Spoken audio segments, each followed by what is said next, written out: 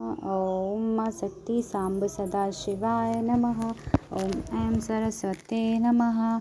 श्रवण कीर्तन और मनन अथ चतुर्थ अध्यायः। इन तीनों साधनों की श्रेष्ठता का प्रतिपादन। मुनिगण बोले, हे ब्राह्मण, मनन कैसा होता है, श्रवण का स्वरूप कैसा होता है और उसका कीर्तन कैसे किया जाता है, यथार्थ रूप से आप वर्णन करें।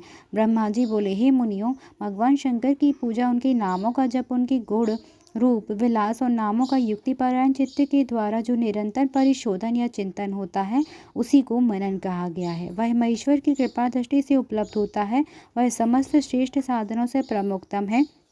शंभु के प्रताप को, रूप विलास और नाम को प्रकट करने वाले संगीत, वेद, वाक्य या भाषा के द्वारा अनुराग पूर्वक उनको स्तुति ही मध्यम साधन है, जिसको कीर्तन शब्द से कहा जाता है। ही ज्ञानियों, स्त्री कीड़ा में जैसे मन की आसक्ति होती है, वैसे ही किसी कारण से किसी स्थान में शिव विषयक वाणियों में श्रवण इंद्रियों की दृढ़तर आसक्ति ही जगत में श्रवण नाम से प्रसिद्ध है। सर्वप्रथम सज्जनों की संगति से श्रवण सिद्ध होता है, बाद में शिव जी का कीर्तन दृढ़ होता है और अंत में सभी साधनों से श्रेष्ठ शंकर विषयक मनन उत्पन्न होता है। किंतु यह सब उनकी कृपा दृष्टि से ही संभव होता है।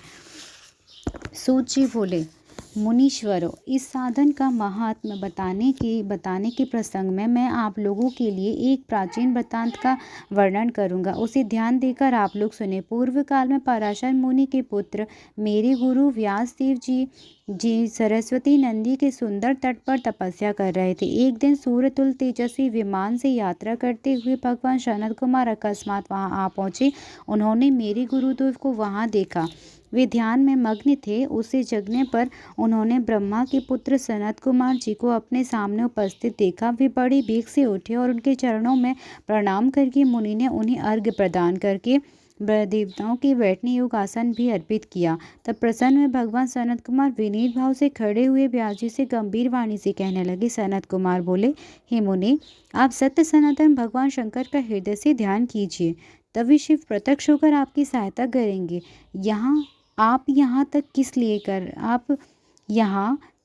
लिए कर रहे हैं? इस प्रकार सनत कुमार के कहने पर मुनि व्यास ने अपना आशय कहा। मैंने आपकी कृपा से वेद सम्मत अर्थ, काम और मोक्ष की कथा को मानव समाज में अनेक प्रकार से प्रदर्शित किया है।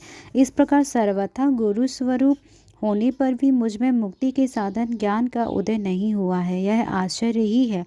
मुक्ति का साधन न जानने के कारण उसके लिए मैं तपस्या कर रहा हूँ। हे विपेंद्र, इस प्रकार जब व्यास मुनि ने भगवान सनत कुमार से प्रार्थना की, तब वे समर्थ सनत कुमार जी का मुक्ति का निश्चित कारण बताने लगे। भगवान शंकर का श्रवण कीर्तन मनन, ये तीनों महत्तर साधन कहे गए हैं। ये तीनों ही वेद सम्मत हैं। पूर्व काल में ही दूसरे साधनों के संभ्रम में पड़कर घूमता घामता मंदराचल पर जा पहुंचा और वहां तपस्या करने लगा। तदंतर महेश्वर शिव की आज्ञा से भगवान नंदिकेश्वर वहां आए। उनकी मुझ पर बड़ी दया थी। वे सबके साक्षी शिव गणों के स्वामी भगवान नंदिकेश्वर मुझे स्नेहपूर्वक मुक्ति का उत्तम साधन बताते हुए बोले, भगवान शंकर का श्रवण कीर्तन और मनन, ये तीनों साधन वेद सम्मत है और मुक्ति के साक्षात कारण है। यह बात स्वयं भगवान शिव ने मुझसे कही है। अतः हे ब्राह्मण, आप श्रवण आदि तीनों साधनों का बार बार अनुष्ठान करें। व्यास जी से बार बार ऐसा कहकर अनुगामियों सहित ब्रह्मपुत्र सनत कुमार अपने विमान से परम सुंदर ब्रह्मधाम को चले गए।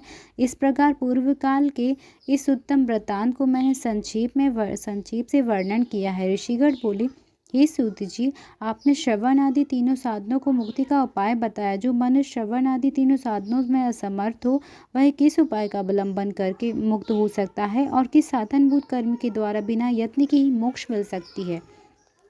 जय जय श्री शिव महापुराणे विद्येश्वर संहिता के साध्य साधन खंड में चौथे अध्याय की जय हो।